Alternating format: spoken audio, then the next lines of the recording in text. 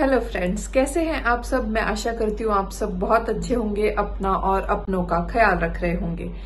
मेरे सलाला वाले वीडियो में जिसमें हमने दुबई से सलाला के लिए ट्रेवल किया था, उसमें कुछ क्वेश्चंस आ रहे थे, तो मैंने सोचा कि क्यों ना इन सारे क्वेश्चंस का जवाब देने के लिए एक वीडियो ही बना दिया जाए, क्योंकि हर व्यक्ति जाकर आपका कमेंट बॉक्स चेक नहीं करता और ये क्वेश्चन जो यूजफुल थे, तो मैंने सोचा इसको एक वीडियो के द्वारा आप लोगों को आंसर दे दिया जाना चाहिए। तो पहला क्वेश्चन ये आया था कि आपने ये बस कैच कहाँ से की थी। तो ये बस हमने ली थी देरा गोल्ड सुक के अपोजिट एक बस स्टॉप है, जहां पर टूरिस्ट बसेस के लिए स्पेशल वो बस स्टॉप बना हुआ है। वहां पे उम्रा हज के लिए भी जो बसेस जाती है वहीं पर रुकती हैं, तो वहां पर ही ये सलाला वाली बसेस भी रुकती हैं।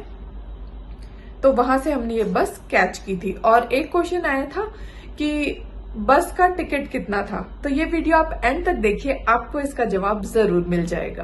पहली बात, हम लोग कोई पैकेज के थ्रू सलाला नहीं गए थे, क्योंकि पैकेज के थ्रू सलाला जाने से आपके मतलब एक बंदिश हो जाती है ना कि आपको जो वो घुमा रहे हैं वही देखना पड़ेगा। तो हम लोगों ने आप लोगों ने देखा ही कि हम 3 फैमिली गए थे, तो हम लोगों ने 2 महीने पहले थोड़ा प्लानिंग कर लिया था, क्योंकि सबको पता था कि बकरीद के टाइम 6 दिन का लॉन्ग वीकेंड आने वाला है। तो हम लोगों ने प्लानिंग 2 महीने पहले ही शुरू कर दी थी। तो हम लोगों ने ये बुक खुद से किया था। तो टिकट भी हम लोगों ने 2 महीने पहले ले ली थी। टिकट हमने ली थी GTC से, गल्फ ट्रांसपोर्ट कंपनी से। इनका भी ऑफिस देरा में है। इसकी लोकेशन या तो मैं पिन कर दूंगी या एक नंबर दे दूंगी GTC ट्रांसपोर्ट का, तो वहां से आप उनको कांटेक्ट करके लोकेशन ले सकते हैं और उनके ऑफिस में पहुंच सकते हैं। उनके ऑफिस में बड़ा सा बोर्ड भी लगा है GTC ट्रांसपोर्ट का और एमिरात ट्रांसपोर्ट का भी, तो वहां से आप अपनी टिकट खरीद सकते हैं। तो अब सवाल आता है कि टिकट है कितने की।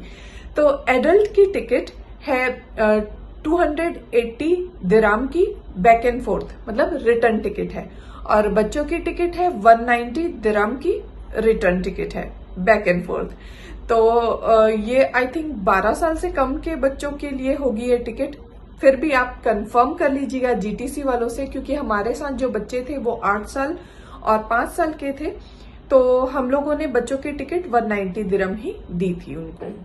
फिर वीजा की बात आती है, तो वीजा हम में से किसी ने भी ऑनलाइन वीजा अप्लाई नहीं किया था। हम लोगों को ऐसी इन्फॉर्मेशन मिली थी कि इंडियन पासपोर्ट होल्डर्स को वीजा खरीदने का जरूरत नहीं पड़ता है। तो कुछ लोग जो हमारे साथ ट्रेवल कर रहे थे, कुछ इंडियंस भी ऑनलाइन वीजा उन्होंने अप्लाई किया था। उसका कॉस्ट उनको 50 दिरहम पड़ा था। और जब आप बॉर्डर पर जाते हैं तो वहां पे आपको वीजा की कॉस्ट 60 दिरहम पे करनी होती है। तो वो हम में से तो किसी को भी नहीं पे करनी पड़ी, हम तीनों फैमिली में से किसी को नहीं पे करनी पड़ी। कुछ पासपोर्ट होल्डर्स, जैसे फिलीपींस का जिनका पासपोर्ट था और पाकिस्तान का जिनके पास पासपोर्ट था, उन लोगों ने बॉर्डर पर जिन्होंने फीस पे करी उनको 60 दिरहम लगा। फिर आती है एग्जिट फीस, ये सभी को देनी पड़ती है। तो ये एग्जिट फीस है 35 दिरहम, तो ये आपको बॉर्डर पे देना पड़ता है। और ये बस करीब 16 से 17 घंटे का जर्नी हो जाता है। पर मैं सच बताऊं, अगर किसी को भी बस में ट्रेवल करने से प्रॉब्लम है, वो बंदा भी इस बस में ट्रेवल कर सकता है, क्योंकि बस बहुत कंफर्टेबल है। बस में रिक्लाइनर सीट्स है, तो आपको इतना सफर पता नहीं चलता है। और हर 3.5 से 4 घंटे में ये लोग एक ब्रेक देते हैं, तो आप वॉशरूम जा सकते हो, थोड़ा बॉडी स्ट्रेच कर सकते हो, बस से नीचे उतर के चाय वगैरह पी सकते हो। तो ऐसा है, तो आप लोगों को कुछ भी हेक्टिक फील नहीं होगा। और ज्यादातर टाइम आपका रात की जर्नी में बीतता है। वो कैसे? वो ऐसे कि दुबई से ये बस करीब चलती है 3 बजे। तो बॉर्डर तक पहुंचने में, अलेन बॉर्डर से जाते हैं, तो बॉर्डर तक पहुंचने में करीब 2.5 से 3 घंटे लग जाते हैं। फिर बॉर्डर पे आपको एग्जिट फीस लगती है, आपकी बस में चेकिंग होती है, तो उसमें करीब 1.5 से 2 घंटे निकल जाते हैं। फिर बाकी का टाइम रात हो जाती है, तो बच्चे तो आराम से सो जाते हैं। और जिनके बच्चे अगर नहीं सोते हैं, तो उनके लिए बता दूं कि बस में वाईफाई फुल टाइम चलता है। और अच्छी कनेक्टिविटी है, तो आपको इस बात की भी फिक्र करने की कोई जरूरत नहीं है। पर हाँ, दुबई से ओमान बॉर्डर तक पहुंचने तक आपको अपना 4G डेटा यूज करना पड़ेगा, और ओमान बॉर्डर के बाद बस वाले अपना वाईफाई ऑन कर देते हैं। तो कोई चिंता की बात ही नहीं है, क्योंकि आजकल इंटरनेट के बिना सरवाइव करना थोड़ा मुश्किल हो जाता है, बच्चों को भी और बड़ों को भी। फिर बात आती है ट्रैवल में कन्वीनियंस की, फूड की। तो हम लोग सब स्ट्रिक्टली वेजिटेरियन हैं और हम लोग प्रेफर करते हैं कि हम नॉन वेजिटेरियन रेस्टोरेंट्स में ना खाएं, ये हमारी प्रेफरेंस है।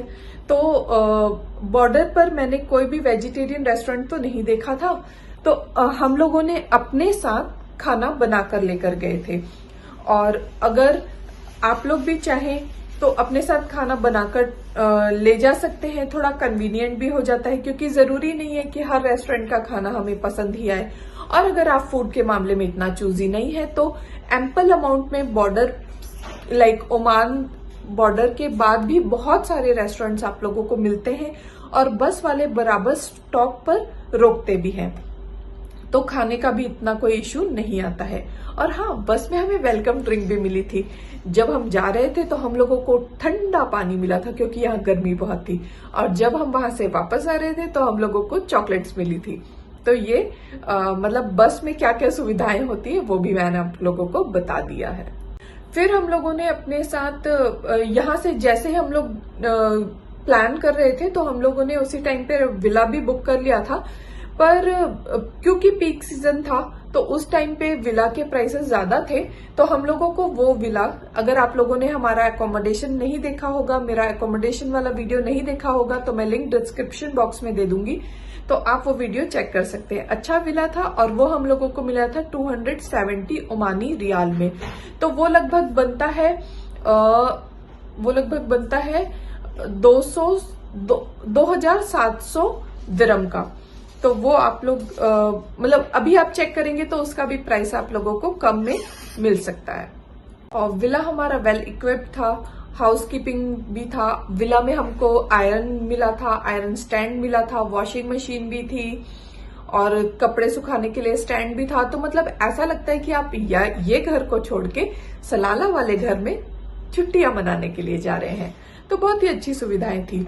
और हमारे विला के बिल्कुल पास ही लुलू सुपरमार्केट भी था, कैरफोर भी था। तो अगर आपको कोई भी चीज खरीदनी है तो बिल्कुल पास में था। मतलब मैं ये कहना चाह रही हूँ कि जिस लोकेशन पे हम रुके थे वहां पर रुकने से कन्वीनियंस थोड़ी ज्यादा हम लोगों को मिल गई थी। फिर बात आती, मैंने ये सारे क्वेश्चंस नोट बना लिए, तो फिर बात आती है हमारी रेंट ए कार की। जैसे ही हम पहुंचे थे हम लोगों ने तुरंत पहले से ही बुक की हुई थी रेंट ए कार, तो हम लोगों को तुरंत रेंट ए कार मिल गई थी। तो फर्स्ट डे हमारे पास थी MG की 7 सीटर, उस गाड़ी का नाम मुझे याद नहीं है, पर वो गाड़ी हम लोगों को मिली थी 40 to 45 Omani riyal per day के हिसाब से, और पेट्रोल अलग से अपना जो भी डालना है तो वो था।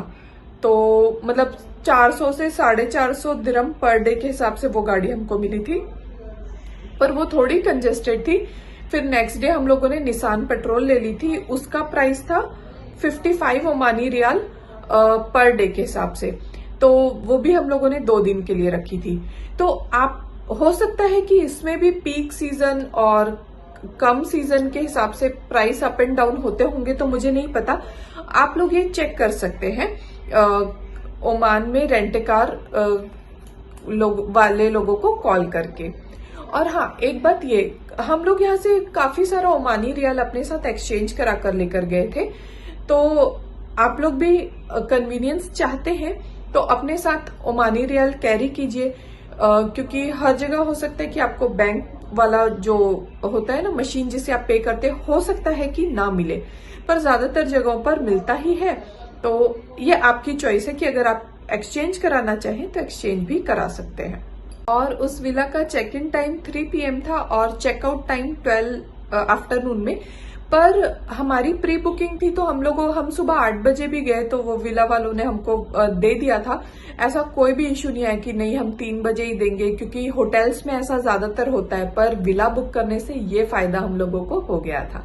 तो आप लोग भी ट्राई कीजिए, अगर आप विला बुक कर सकते हैं, ग्रुप ऑफ फ्रेंड्स जा रहे तो विला बुक करना ज्यादा बेहतर है, क्योंकि आप घूम के भी आते हो तो हॉल में बैठ के थोड़ा बहुत बातचीत करके मतलब एक पूरा वैकेशन वाली फील ले सकते हो, क्योंकि होटल में रुकोगे तो एक एक अलग अलग रूम में रुकोगे तो उतना मजा नहीं आता। और फिर हम जहां भी घूमने जाते थे, एक थोड़ा मेरे को मुश्किल ये लगा कि जो साइट सीन पे हम जाते ना, वहां पे इतने ज्यादा रेस्टोरेंट्स अवेलेबल नहीं है। तो हम जहां भी घूमने गए हमने अपने लिए फूड खुद कुक किया।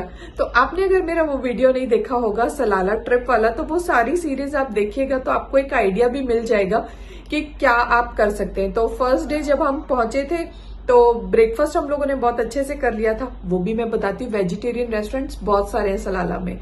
तो ब्रेकफास्ट करके हम लोग घूमने के लिए निकले थे, तो हम लोगों ने बीच पे बना लिए थे उत्तपम, तो लंच वो हो गया। और फिर डिनर फिर से हम लोग बाहर से लेकर आ गए थे, तो डिनर हो गया। वैसे किचन भी होता है विला में, तो आप थोड़ा बहुत चाय, बच्चों के लिए दूध, ये सब वहां विला में भी गर्म कर सकते हैं, क्योंकि वो लोग यूटेंसिल्स भी अपने साथ देते हैं। पर हम लोग अपने साथ पैन और तवा और चाय बनाने वाला बर्तन हम अपने साथ लेके गए थे, और कुछ बर्तन विला में ऑलरेडी अवेलेबल भी थे। तो ये, और फिर सेकेंड डे जब हम वादी दरबत की तरफ गए थे, वहां पर हम लोगों ने बनाई थी पनीर की सब्जी, मैकरोनी और खबूस खरीद लिए थे।